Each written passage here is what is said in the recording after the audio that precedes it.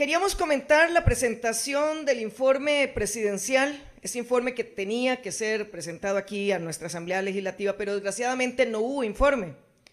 Tuvimos unos disfrazados de noticias, que es lo que se conoce como publireportajes, para vender una imagen falsa de la realidad frente a lo que realmente vive nuestra población, manipulando sentimientos de la gente, manipulando las cifras de instituciones serias, buscando chivos expiatorios para justificar su negligencia, su incapacidad y su total ineficiencia.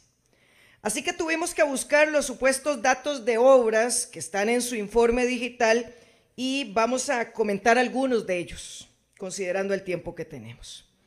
Sobre crisis de la Caja, no hay nada en su informe que explique el por qué y qué efectos tuvo el cierre parcial del portafolio de inversiones de la Caja, ni sobre las mentiras del quiebre de la Caja, ni sobre la eliminación del reglamento de compras a terceros, ni sobre las sesiones espurias de su junta directiva y que ahora sesionan sin apoyo técnico. Nada justifica qué es lo que buscaba este gobierno al actuar de esa manera en la Caja. Sobre listas de espera, pues ya lo sabemos, nunca habían sido tan largas como lo son ahora. Casi 6,000 personas fallecen esperando cirugías, eso sin agregar las personas que fallecen sin diagnóstico porque ni siquiera han podido acceder a la primera cita con un especialista o los que mueren esperando exámenes de laboratorio. Se ha seguido promoviendo la salida masiva de sus profesionales más calificados, lo mismo que sucede en el INSS, lo mismo que sucede en Recope, lo mismo que sucede en el ICE. Se han dedicado a defender los corruptos que querían hacer negocios con la plata de la Caja. Ahora señalan como un logro, pero no de este gobierno, pero eso se les olvidó señalarlo, un logro la construcción del hospital de Punta Arenas, pero su ministro de Hacienda dice que la población no merece una obra de ese calibre. Y a propósito del desprecio que sienten por las zonas rurales, ahora también en los hospitales rurales están limitando la cantidad de guardias que se asignan a los médicos generales, ya ni siquiera a los especialistas, a los médicos generales para que hagan guardias porque algunos tienen demasiada experiencia y eso les sale caro a la Caja. Por supuesto, quitar a las personas de más experiencia les sale caro a la salud del pueblo costarricense y más en las zonas rurales. Sobre la crisis de la educación, imaginen ustedes, costarricenses, que entre sus logros colocan que construyeron 7 centros educativos. 7, no estoy exagerando, lo pueden buscar, frente a 849 órdenes sanitarias, que se concentran además en las zonas rurales. Volvemos al mismo patrón. En Limón 74, en Grande de Térraba 71, en Coto 64 y podríamos seguir, pero son las mismas órdenes sanitarias del año pasado, un año entero sin hacer nada al respecto.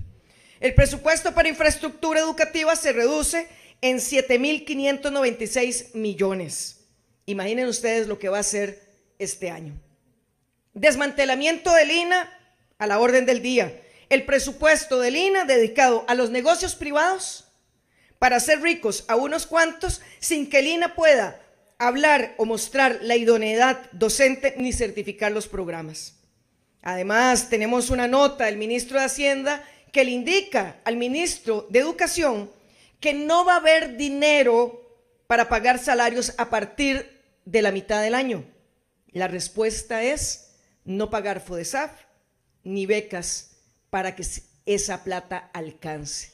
Esa es la desfachatez de este gobierno.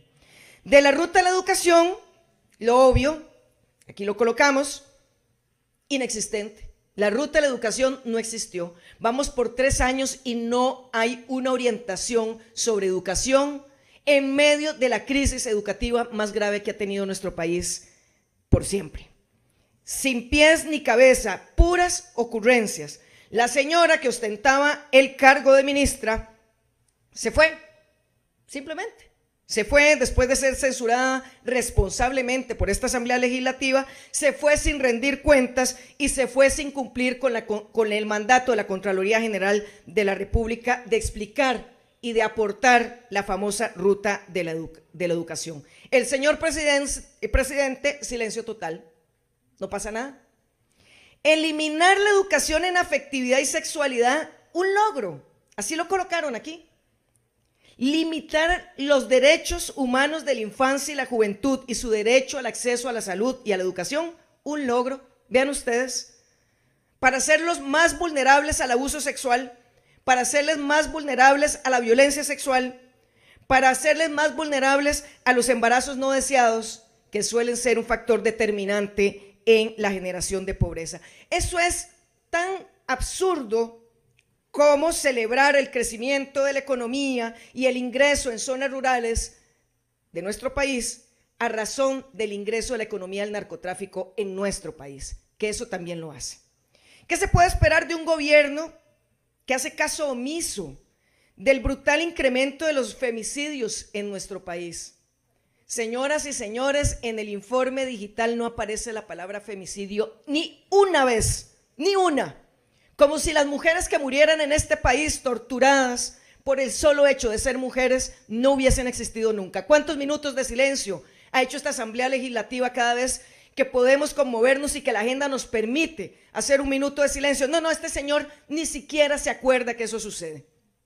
Pero bueno, consecuente con eso, obviamente, tampoco señala nada sobre la distracción de recursos del INAMU a las ineficientes ocurrencias de la ministra de turno.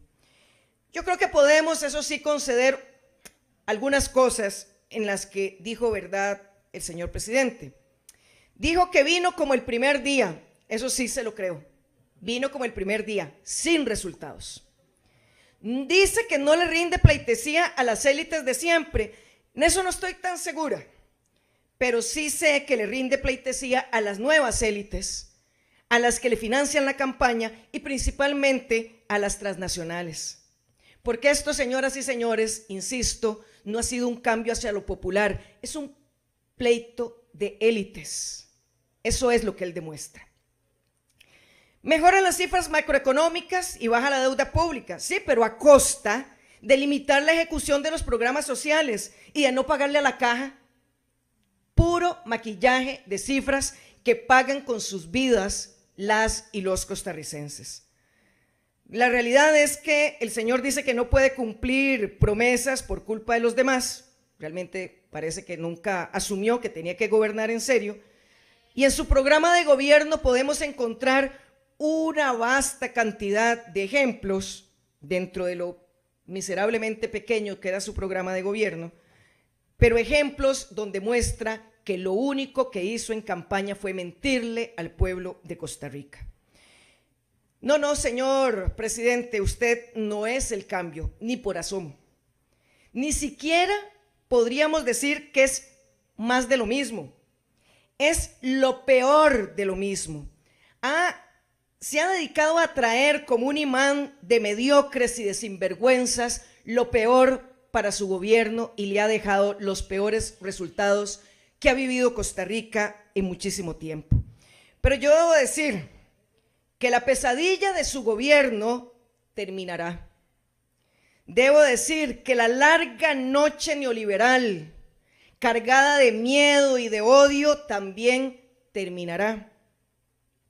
Y no terminará para volver al pasado, también lo quiero advertir, para que no hagan cálculos alegres. Va a terminar para caminar hacia la esperanza, va a terminar para caminar realmente hacia una sociedad justa, hacia una sociedad que deje de regirse por el odio, que deje de regirse por el individualismo, que quiera realmente abrazar la vida, y cambiará porque las y los costarricenses merecen mucho más que publirreportajes. Merecen un gobierno que se tome sus vidas en serio y con seguridad vamos a construir ese futuro junto a ese pueblo.